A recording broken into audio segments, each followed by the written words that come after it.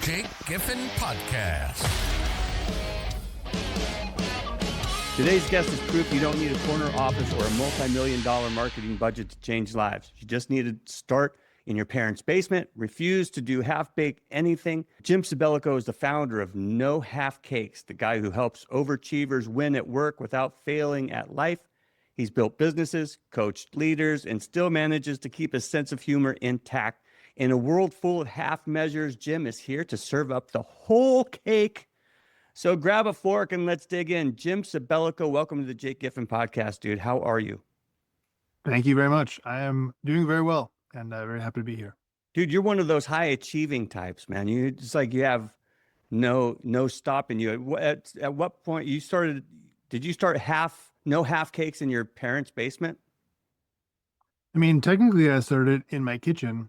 If you want to get really to the roots of it, right? That was the moment I walked into that actual half a cake. That's where kind of the inspiration started from. But the technical business, the agency side of things did start in my parents' basement. It's been renamed since then.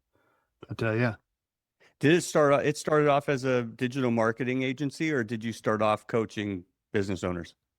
It started off as a marketing agency, which was originally named J. Lewis. Lewis is my middle name, so we named it J.Lewis to sound kind of fancy because I wanted to appeal to a higher end client, if you want the honest answer.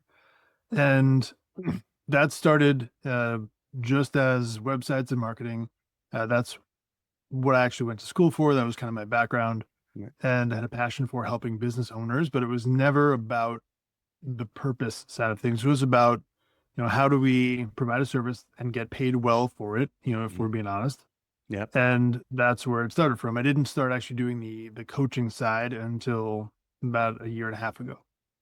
So digital marketing so how does somebody, because just to be honest, marketers are infamously introverted, right? They're not, to be behind the scenes, pulling the strings and kind of puppeteering stuff is nice. You don't have to really be in the public eye. How do you go from building a digital marketing agency to deciding to get, neck deep with people's issues in business?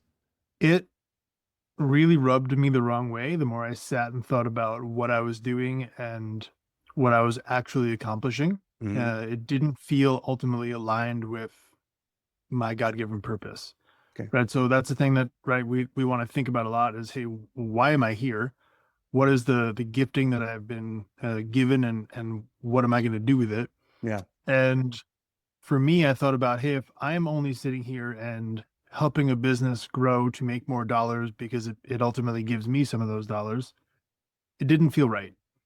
So I didn't want to grow a business and then ultimately grow more problems for the business owner, who is then sitting there with, yes, more dollars in the bank, but less time and more stress and less family time and blah, blah, blah. We're only making the problem worse. Yeah. So for me to then say, hey, let's shift a little bit and figure out how do we actually go and help the people behind this and focus more on serving the people rather than the business side of things. That was kind of the shift that said, hey, all right, now you're going to have to step it up a little bit, kind of do a little bit more of the emotional, personal work that will ultimately help the people. So that was kind of the genesis behind that.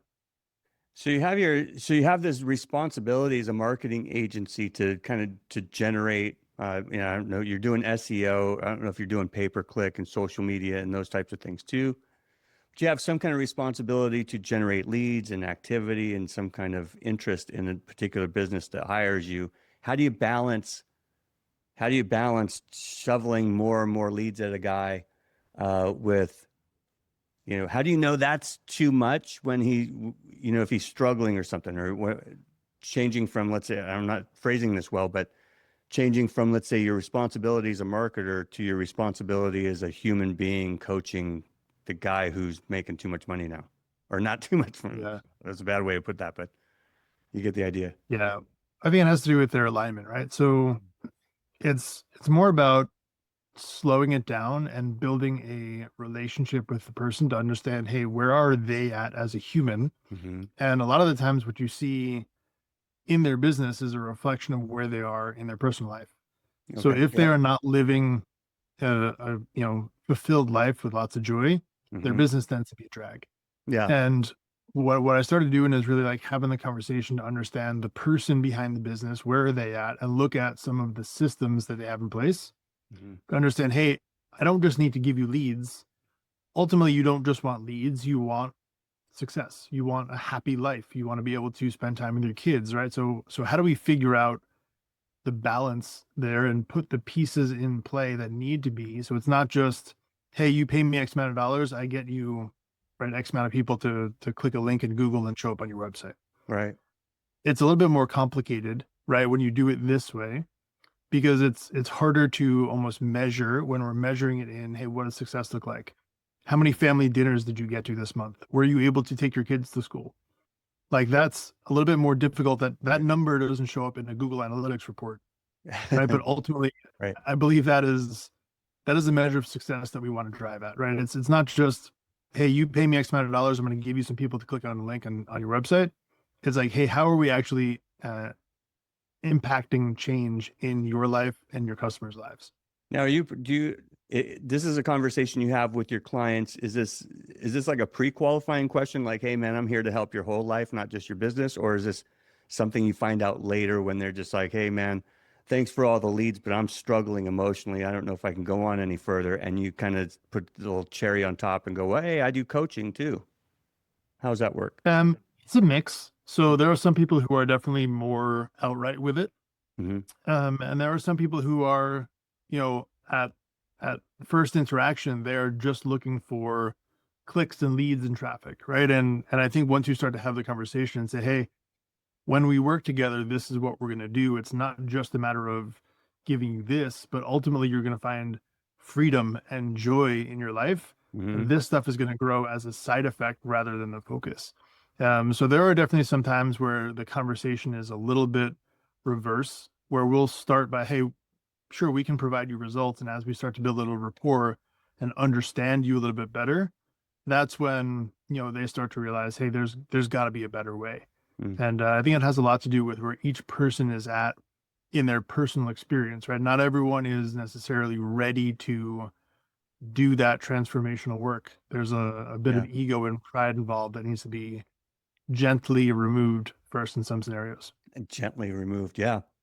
Well, I mean, one way to gently remove that is to flood them with so much business that they're pulling out their hair and they don't know how to scale. They're freaking out and they're skipping dinners. And then when they come to your next meeting and they're crying and they're,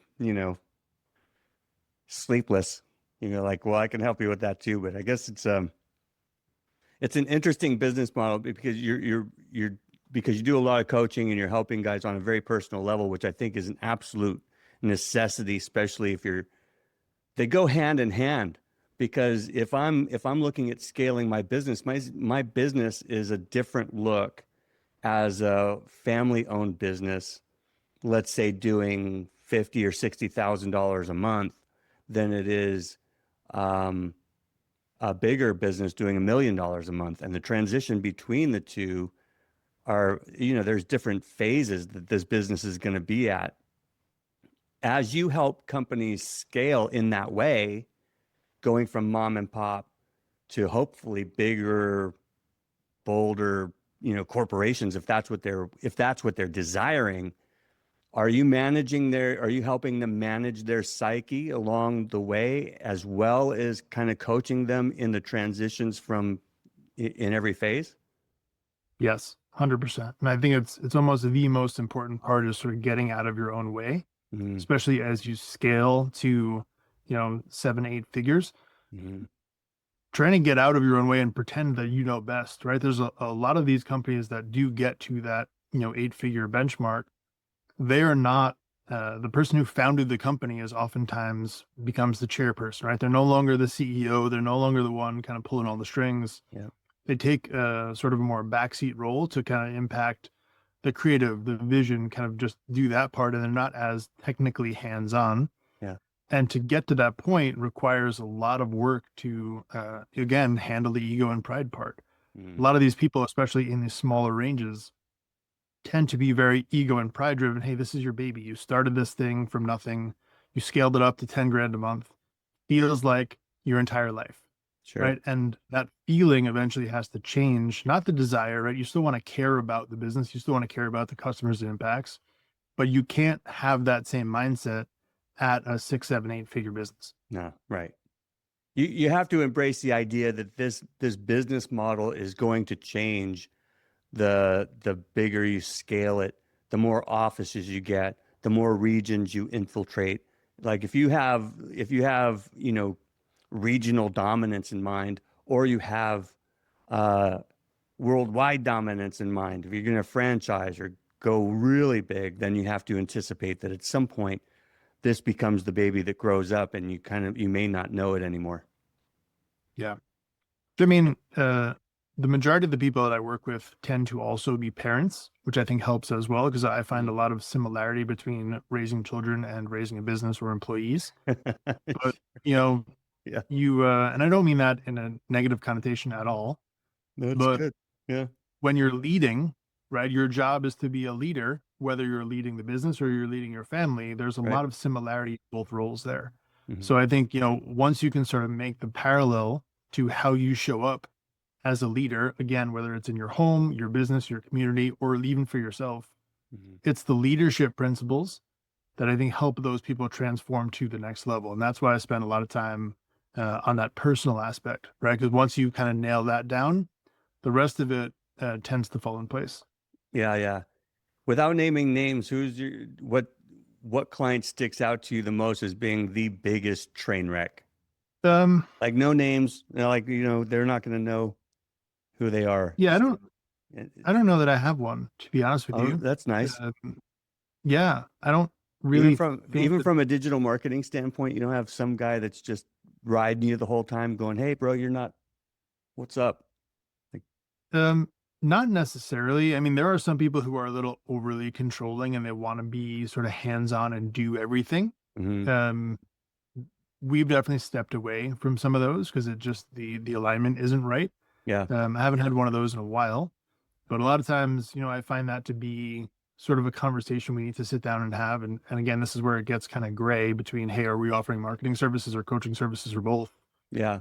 A lot of times that person has some set of control issues from when they were a kid that are now rearing their ugly head in their business. It's like a And baggage. we'll have the ugly conversation and say, hey, you know, this is a thing that we're seeing. And if you want to truly get to the next level, we're going to have to address this. Or, I mean, you can do this again with a different company, but you're going to find yourself in the same spot.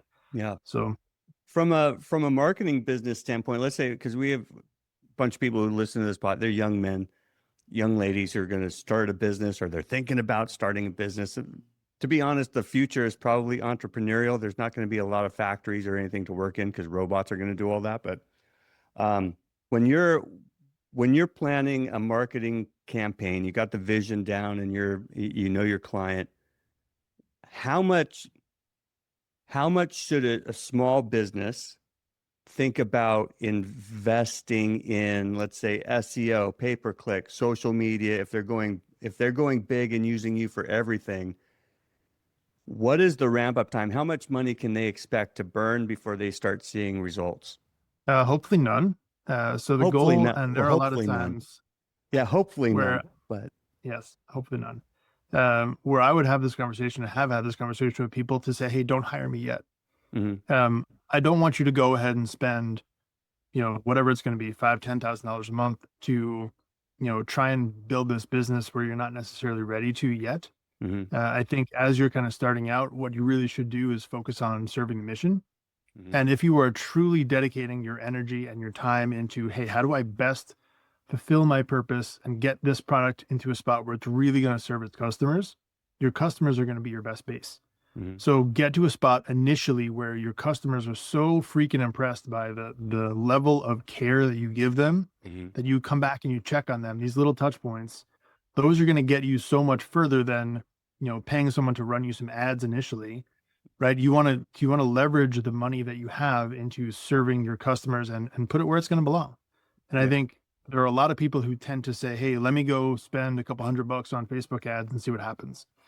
And they may get some initial clicks and some success, but it never really scales. Yeah. And I think that they need to focus first on, hey, how do I build something that's truly aligned with your purpose and your values, where people, when they interact with your company, it's an immediate click. They understand who you are, why you do what you do, and the audience starts to kind of build itself. What we do is really kind of pour gas on that and help kind of put some guardrails in place to let it scale in an efficient manner. But that's sort of where we have the conversation first to say, hey, here is where you need to start. Then we can do this stuff. And I don't like putting that too far in front. Otherwise, it just gets messy and that doesn't serve anybody. Yeah, have a back end. So you're saying, have a back end wheel where you're doing such good work that your current customer base is referring people and you have some activity. They're become kind of fanatical about what you're doing and they're excited to share you with their friends at church or their Rotary groups or whatever else. And then once you have that kind of reputation, you have, 500 reviews on, I'm not even going to mention them because I don't like them. So, those review sites. And as soon as you have a good reputation, then you're going to show up and go, okay, let's pour some gas on this thing. Let's see if we can scale it from, 50 grand a month to 100 grand a month. And then obviously beyond that, as a marketing agency, you'd like to have a marriage with somebody that's going to say, let's scale your business to $1 million, $2 million a month. And that would be ideal for you. That'd be an ideal client for you. To be honest, I don't know if it would. Okay. So we would really get paid regardless whether they are scaling from $500,000 to $1 million a month versus 5,000 to 50,000. It doesn't, the level of work we have to do doesn't necessarily change that much. So we're not necessarily making more. And I think typically the person who is scaling from a lower number, they're starting at 10 grand a month and getting to 50, the level of impact it has in their lives and their family lives, their community's lives tends to be a little bit more dynamic. That I typically enjoy that more for the personal reasons. Once you start to get to the higher numbers, the kind of impact tapers off a little bit. There are granted some fun things you can do when a client's making $1 million a month that can have some more impact. Yeah. But typically I like the fulfillment aspect of those smaller and medium businesses first.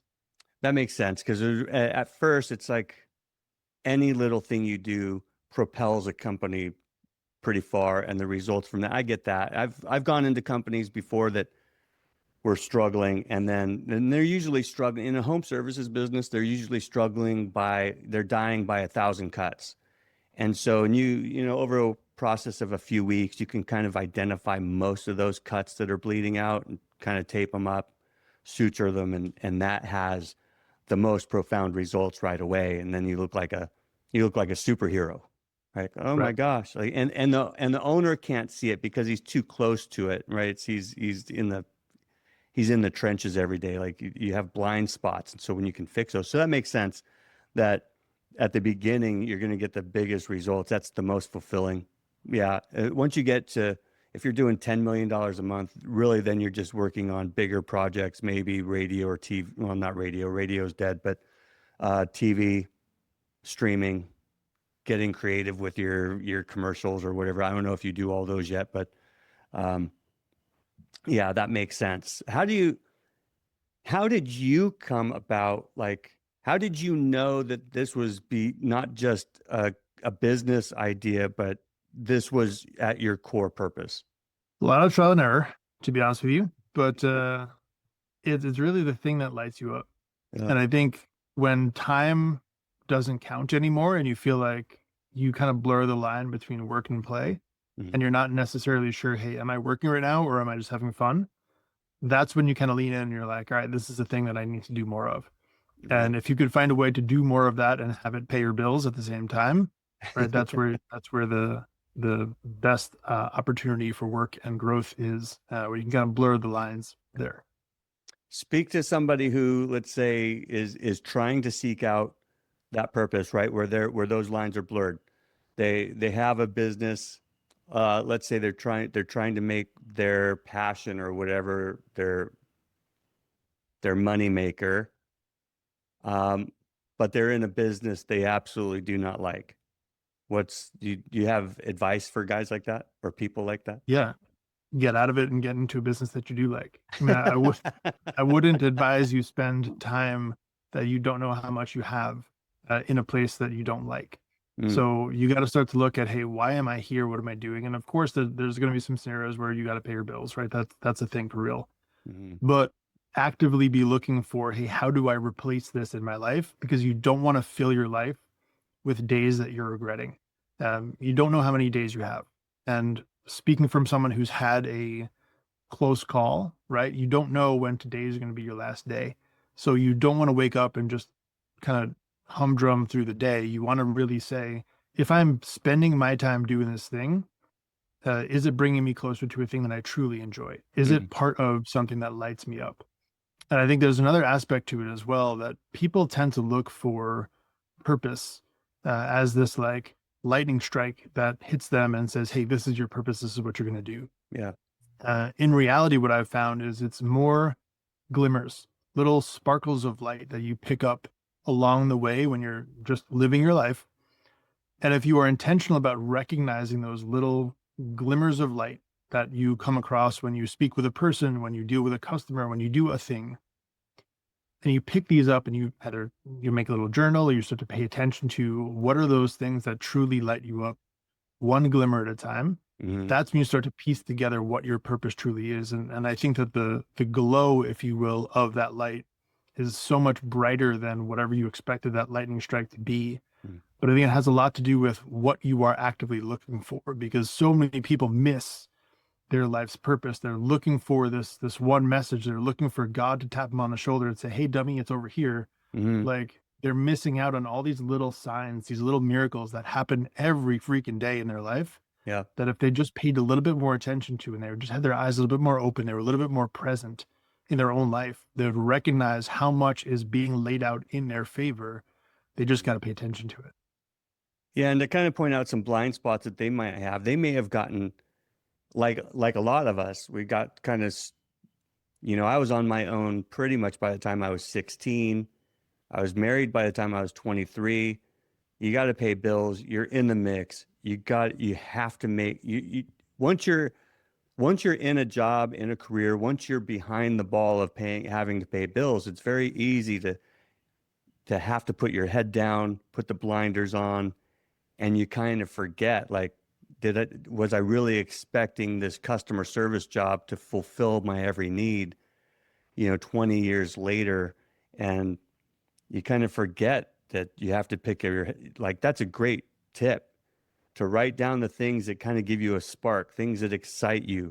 And those things may only pop up every so often where you're just like, oh man, I wish I could do that. Or I wish I could write those things down, and they're like breadcrumbs to try to help you figure out your purpose. But if all you do is put your head down 9 to 5 every day, if you work at the DMV, look, no offense to anybody who works at the DMV. We love you guys, and we genuinely care about your well-being. We can tell you're miserable. We get it. We would be miserable too. It's a gray box. There's fluorescent lights everywhere. That sucks. You're doing it for the benefits and for the consistency and pay. Nobody's judging you. But for goodness sakes, do what he just said and journal.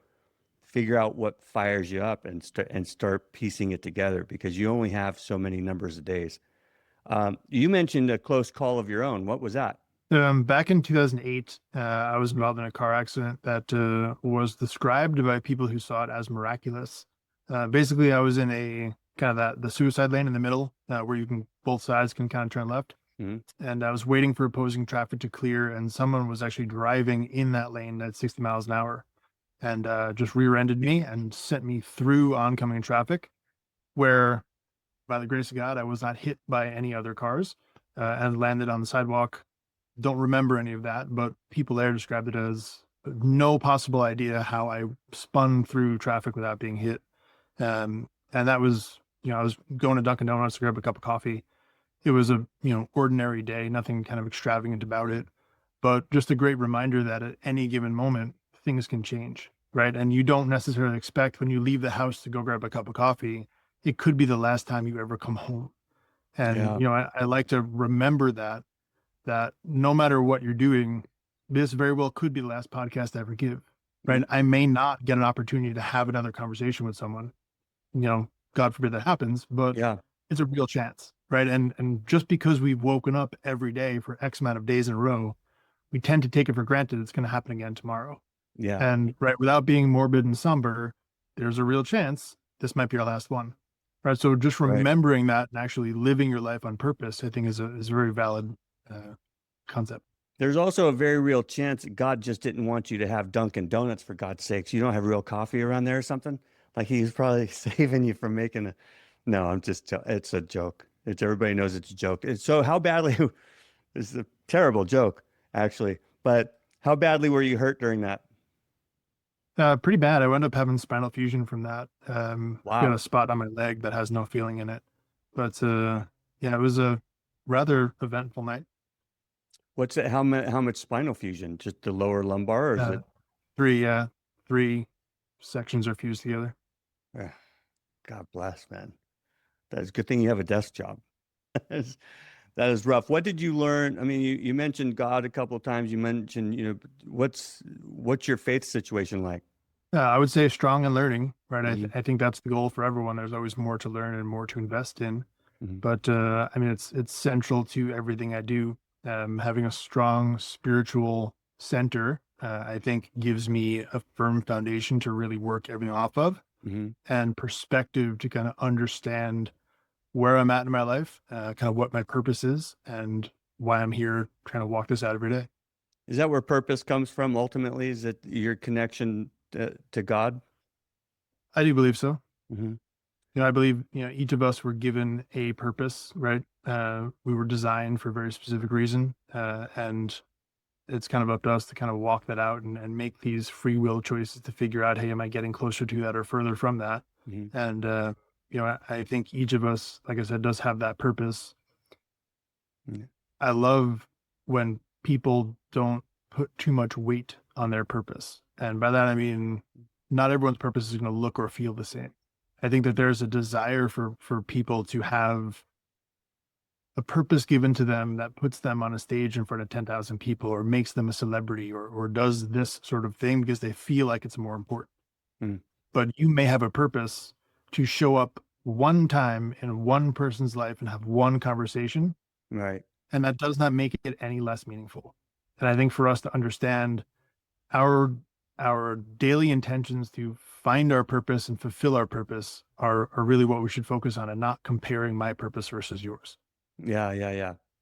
Well, and on this podcast, we believe in Jesus Christ's death, burial, resurrection for the redemption of our souls and reconciliation to the Creator of the universe. So that is where we stand on the podcast. That's our faith in God. And to your point, there is that for every James, Peter, and John, which I don't know if you're a Christian or what you're. Yes.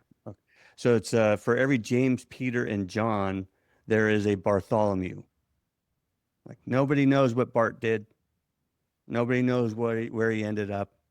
There's some tradition or whatever, but there's a handful of guys that stick out as being the stage guys, the main guys, the sons of thunder, if you will, and then there are the ancillary guys. They still had purpose. They still had great ministries. They were still important in spreading the most important message ever known to mankind, that being the gospel. And so you have to, what you're saying is you embrace whatever opportunities come along, and don't. Do you think people are trying to, when they think about purpose, or when they think about what they're going to do in their life, do you think they automatically default to big stages and bright lights? Whether it's big stages, bright lights, I think it's money and status Mm. are probably closely tied to that, because I think that's what people have defined success as. And for the first 33 years of my life, that's what I defined success as. Mhm. Right? That's what I pursued. I pursued the house, the bank account, the car, the stuff, and having achieved that and finding it very hollow, I realized, like, hey, there's something else, right? And that's why I am on this mission now. So I think a lot of people tend to put a lot of weight on that because it's glorified, right? It's what we're shown in media and in social media, and right in our magazines and in our books. It's we talk about achieving all of this stuff. And I tend to think that people glorify that way too much. I also think there's not enough people who have achieved that and come back to share the story about like, hey, that's not really what you're looking for, because that's not a sexy conversation. Right. And right, if you spend any amount of time having these conversations, you know they don't get the clicks, the comments, the views, whatever else, because it's not what people want to talk about. They want to talk about, hey, how can I have $1 million? How can I have this fancy car? Right. And that's what they want to strive for. It's not as fun a conversation to talk about finding purpose and finding joy. That feels like a lot of work and pressure for them. They'd much rather dream about the Lamborghini. And, Sure. you know, I think that there's not enough people who have this conversation who say, hey, this is how you can actually achieve true meaning and purpose in life and fulfillment and joy in your life. Mhm. Because again, I just don't think it's as socially celebrated. You think it's like the people that would, when they're chasing the Lambos and they're chasing the money and all this stuff, on some level, are they trying to get out of their current life? Are they trying to, I mean, they just think work is evil somehow, and they're not, I just don't want to work for a living. I just want to party all the time. What is their motivation for trying? Are they getting out of something, or are they just reaching toward it? I would say it's probably a combination of both. I Mm. think, you know, and I don't want to, make it the villain by any means, because I think for some people they need that goal to shoot for, Mhm. but it's important for them to understand somewhere along the way that it's not the ultimate goal. So while I think the, 15, 16, 17-year-old entrepreneur who's dreaming of buying their first Lamborghini, like it's nice to have that aspirational goal to kind of keep you dedicated to the thing that you're dedicated to Mhm. for a short time. At some point, you need to start to get a mentor who's going to help you understand, hey, it's a little bit more than that. Mhm. But I think for a lot of people, it's not really truly understanding who they are authentically. Mhm. So they're looking for validation through external means, right? When society says, hey, this is a cool thing, and you can show up with the cool thing, you feel cool. Yeah. And a lot of people don't necessarily have the uh, comfort in who they are, right? Who they were designed to be and who they're living out every day, Mhm. because it doesn't get that glorification, right? They don't get the views or the likes or the comments by just being their authentic self. So Right. they try and chase the stuff that does. Yeah, there's nobody really promoting this idea of being content, living in the moment, and being happy with what you have currently. Yeah. Like Well, I you think are, you are where even, you are. yeah, I think there's also a bit of a fallacy around that you can't have that and also the traditional trappings of success, whether it's the nice house or the bank account, whatever else. You can have those things, but they have to be the side effect and not the focus. I think that's the Fair. differentiator there, right? Where Mhm. you want to be content with what you have, and I would be just as happy driving a Honda Civic compared to a Range Rover. It doesn't matter the car that I'm in, Yep. but it's nice to have nice things, but it should be the side effect of fulfilling your purpose every day. You can afford to buy nice stuff. That's awesome. Right. Shouldn't be your only focus. Yes. Yeah, you're right. Because it is the side effect of I am content with where I am, and I'm still working hard to be well, to your first point, to being the best at what you're doing and providing a stellar service to your existing client base and making sure that they're uh, just infected with your enthusiasm and your quality of work and everything else. If you're content with what you have and you're serving your client base with all your heart, then the money, the car, those things will probably come. Maybe not. Look, I talked to a financial guy, an economics guy yesterday, and he was talking about how he projects out. When he worked for one of the credit card companies, they would project out 10, 20 years and take into account every single possible variable from weather formations to third world country wars to determine if somebody was a good bet on their credit or not, or when they were going to loan or when they were going to lend. So, there's some sense that you be content with what you have, work hard, and the money will and that stuff will probably come if everything remains the same. Right. What is your advice to people for when they're expecting everything to be the same? They're expecting this year to be like last year and so on and so on. But some of those turbulent times come and it catches them by surprise. Do you have advice for those guys? Yeah, I would say Proverbs 3:5 is the answer there, right? Lean not on your own understanding. But I think I can point to so many examples in my own life where version 2.0 has been better than version 1, right? There's been uh, fires in the restaurant. There's been travesties in the business. There's been, on the brink of divorce. There's been literally like every possible area I can look at has ended up in a scenario where most people would say, hey man, this is the end of the freaking world. I don't know what I'm going to do. But looking backwards at those things and saying, hey, I'm here now. Version 2 is infinitely better than version 1. It gives you a certain amount of faith to say, I almost invite the chaos at this point, right? Because I know when something happens, I know that the next version is going to be better. And if it's not better yet, I haven't waited long enough. Right? That's the approach that I take into it at this point. Like, and I say waiting, to define that clearly, it's not sitting around and waiting. It's being active in what you're supposed to be doing, but not worrying about has happened yet. Yeah. Being active in your purpose, but not worrying about the timeline. Just understanding that God's hand is on it. So long as you are doing the right thing and kind of living out the core values, it will work out in your favor at some point. Yeah. Yeah. Well, I think to that point, I was looking at, I can't remember where it was. It was James 3 or 4. He talks about count it all joy, brothers, when you endured trials or sufferings of many kinds, many variations of kinds. Allow it, be steadfast, and allow it to have its full effect, something to that measure. And I kind of read that when I was in the hospital. I did a bunch of surgeries last year, and it was kind of one of those things where you're learning the suffering from the Lord. You're learning what these things mean and how, and not necessarily that there are lessons behind them, not lessons, conscious lessons that you need to learn. Like, it's not like, Lord, teach me what what am I supposed to learn from this? And then I actually asked him at one point. I was like, Lord, what are you trying to teach me from this? And I just felt like he told me, he was like, you don't need to know what the lesson is. Just know that this is having its effect in your life and it's changing you in ways that you need to be changed.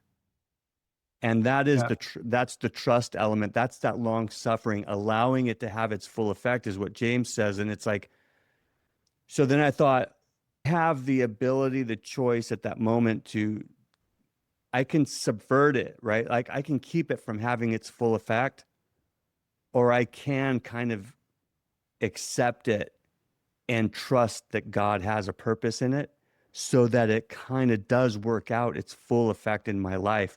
And when you do that, you allow it to have its full effect. The passage says that you'll be perfect, lacking in nothing. And, I think to that point, suffering has value. Your car accident, what did your car accident teach you? To be present. Yeah. I think that's To be aware of 60-mile-an-hour trucks driving in behind you.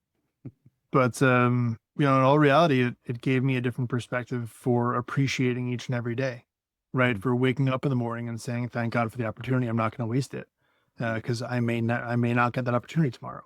And again, not to be morbid, but it gives you a different appreciation for why you are here and the purpose that you have to fulfill.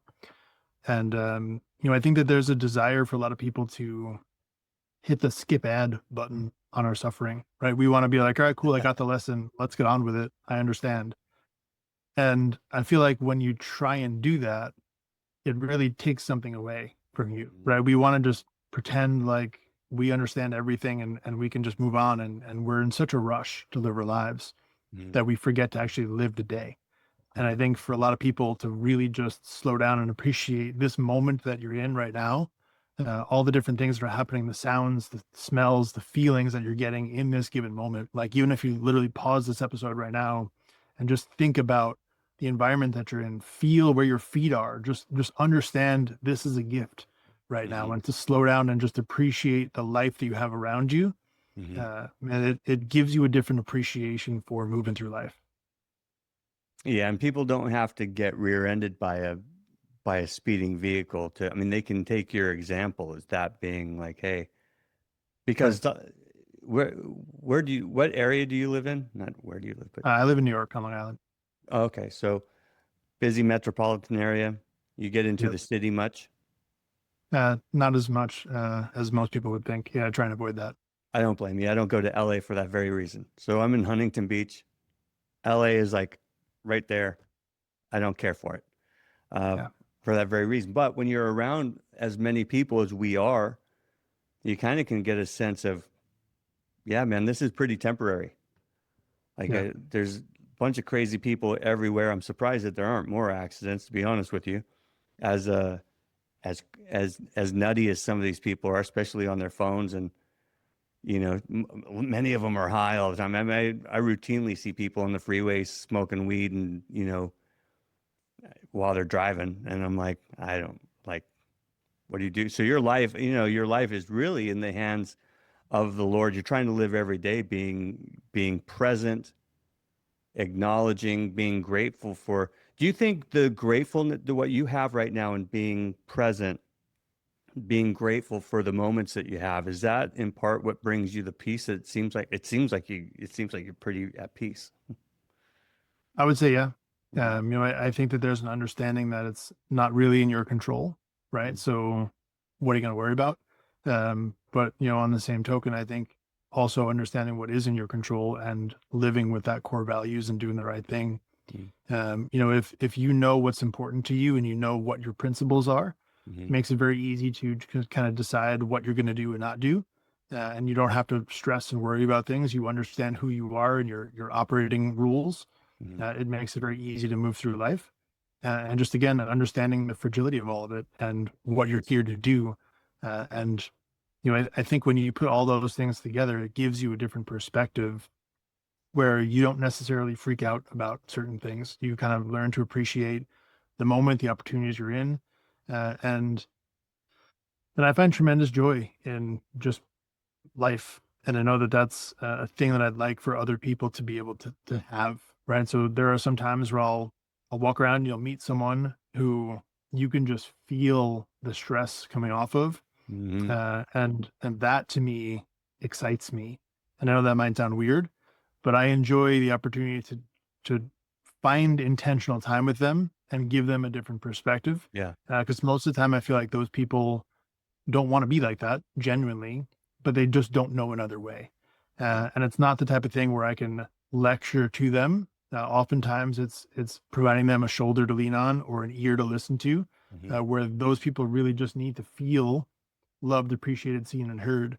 And once those four things are accomplished, it sort of takes some pressure off of them where they can start to feel more like themselves, right? Most people walk around so afraid of being criticized and judged that they wear this mask in all the different situations they go in. Yep. And it prevents them from understanding who they are. They've spent so much time living in this masked version of themselves that they forgot who they are. They forgot the things that light them up. And so to be able to have that conversation with someone and give them a glimpse into, man, life could be really fun if you decide, and give them that power back, I think is a really fun opportunity. That's interesting because I think that is the biggest joy I think in life is to work with somebody one-on-one or in a group and see those lights go off and see those epiphanies happen where especially when they're being burdened by some sin of some sort that's just been kind of holding them by the nuts for the last decade or something, and then you see that change of mind and you go, oh man, like there's no amount of money that can account for that kind of feeling of helping a guy out like that or listening to him. And it's interesting what you're saying about kind of just listening to him and giving them a shoulder, giving them an ear. It's like, when I decided to get into coaching several years ago now, I'd been building sales teams and developing businesses and doing that kind of stuff for other people. And When I decided to get into coaching, I thought, okay, well, I already kind of had a background in studying transactional analysis because we used that in our consultative sales strategies. I got into studying neuro-linguistic programming and all these other things. And then when I started putting these things into a coaching scenario, I thought, oh my gosh, am I going to be a good coach? And then what is a coaching thing like? And how does this all work? And then it turns out you still need a lot of those tools, but you find out that people are just stoked to be able to sit down, tell you what's on their heart without any judgment. And that sometimes is enough for the session, and they feel great. There's like no transformational anything that even needs to happen sometimes because they're just stoked that they got some things off their chest. You're coaching business people. Do you ever have those sessions with business people where they just kind of unload? And what's the biggest challenges you're finding with the business people now that once you remove those obstacles, they're 1,000 pounds lighter? I think it's the differentiation between business people and people, because right, they're people. And I think there are so many business people who operate as two different versions of themselves, where they feel like they have to be this different version at work compared to home. And Yes. what winds up happening is when you can just kind of remove that pressure from them and just let them be themselves, right? And kind of hold up a mirror to them and be like, hey, these are your superpowers. This is how you show up in the world, and let them be that version of themselves, both at home and at work. It kind of unlocks that in their lives where they don't feel like they need to wear a different version of a mask or a hat, right? And just help them understand who they are, what their superpowers are, what their giftings are, so that they can take that whatever God-given gift they were given and apply it in every area. It sort of frees up that tension to try and be a business person and then come home and shift into being a dad, and then shift into being a husband, and then shift into your own personal time. Yes. Right. So it's all that constant shifting between versions of yourselves, where if you could just be you in every area, it makes life so much easier. Yeah. The duplicity, the triplicity, whatever that would be, right? When you're just multiple identities. And that is so true, man. I remember there was a time several years ago now. I remember when I started working with my wife, and I kind of told her something similar to that. And I was like, hey, just so you know, there is a work Jake and there is a home Jake. And if we're going to work together, you're going to get to know the work Jake, and he's a different guy. And then I said that like that was a normal thing. Like that was, because I think we all kind of spend a little bit of time doing that, where we're just like, at work, I'm the driver, I'm the go-getter, I say stuff, this is what needs to happen, I cast the vision, you guys execute the vision, blah, blah, blah, blah, blah. And then you do so with maybe a different intensity than you would in your personal life. And then at some point, what you said happens, and you go, I want to be the same person at home, at church, at work, and every aspect of my life as I am. Like I am the same person at church and at work, or at church and at home. I want to be that person all the time. That is who I am. So without the duplicity, without the masks, as you put it, without having to hide, do you also find it necessary to this is going to be the wrong way to put it, maybe add some clarity.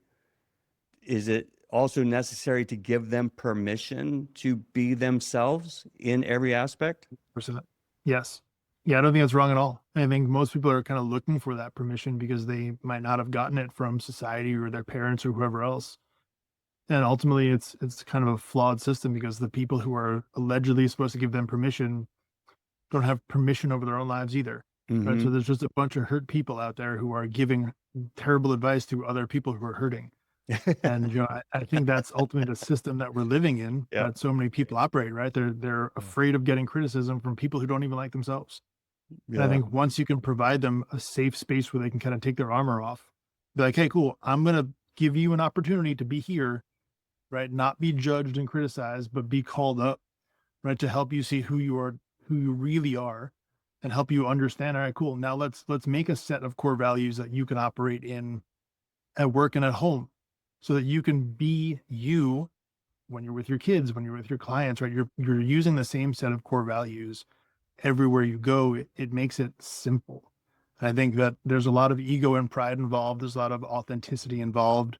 There's a lot of healing from the stress that we put on ourselves from our parents or our society, or whatever it might be for that individual person. But to give them that freedom, that permission to operate as themselves and know that they are going to be loved and hated both at the same time, right? But understand where it's coming from. Yeah. You're going to get criticized no matter what you do. Right. You can't let other people have control over your own life. You gotta just shut out that criticism and understand it's coming from people who are not happy in their own lives either.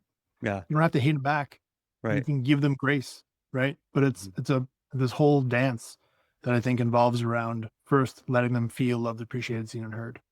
Yeah. Yeah. You're going to get criticized either way. You're going to have haters and lovers on both sides. And the difference being, if you're wearing a bunch of masks, maybe you get loved for the very thing that you're not even. You're not even you're a type A go-getter business type, and people love that, but you're like, that's not really who I am. You're getting loved for that, whatever. I mean, you're getting rewarded for wrong things. You don't necessarily want to take advice either from, if you're going to hang out with middle-aged divorcees that are, codependent and drink too much wine because they were abused as a child. You're like, well, maybe they have some things they need to overcome.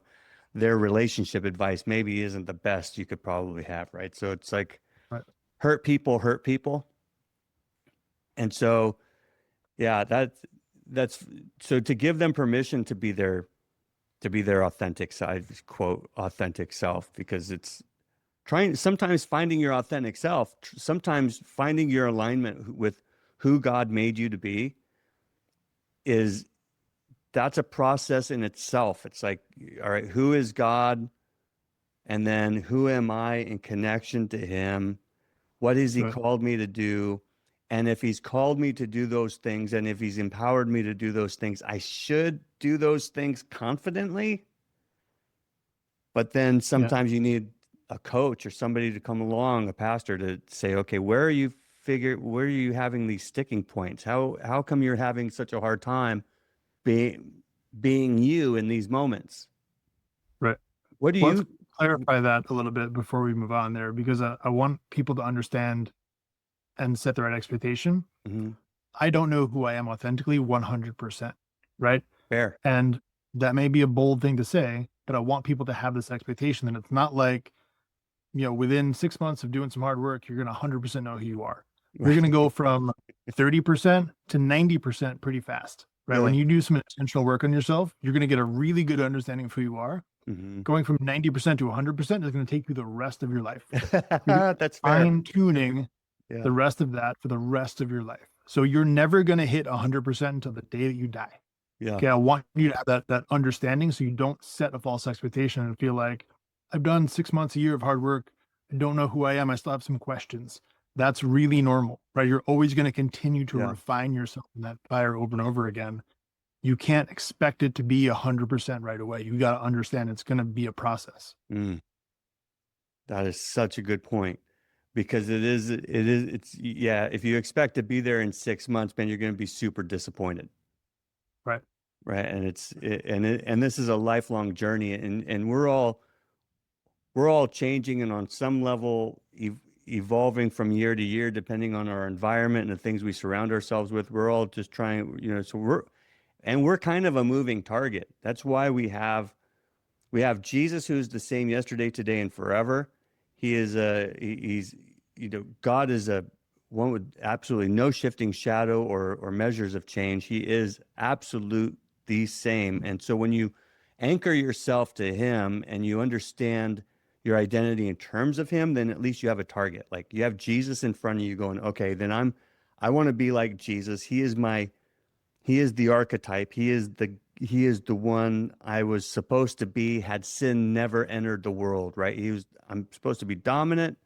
I'm supposed to multiply what God has given me. I'm supposed to be this guy. So So if you anchor yourself to Jesus, even then you're going to still be unraveling yourself for the rest of your life, trying to figure out how to conform every area of your life, your psyche, your spiritual life to this image, right? That makes so much sense. I'm glad you pointed that out, because that's super important for the young men to know, the young women to know, is that this is a lifelong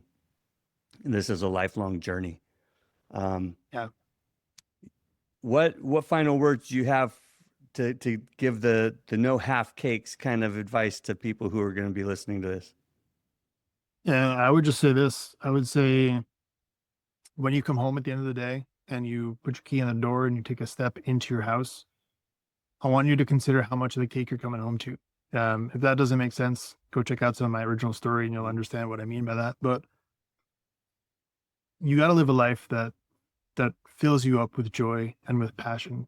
And there's going to be days that are going to be frustrating. There's going to be days where you might not feel the joy, but you got to continue to pursue that. You got to continue to pursue the best absolute version of yourself. And you got to have people around you who are going to lift you up, who are going to walk shoulder to shoulder with you, who are going to be equally yoked.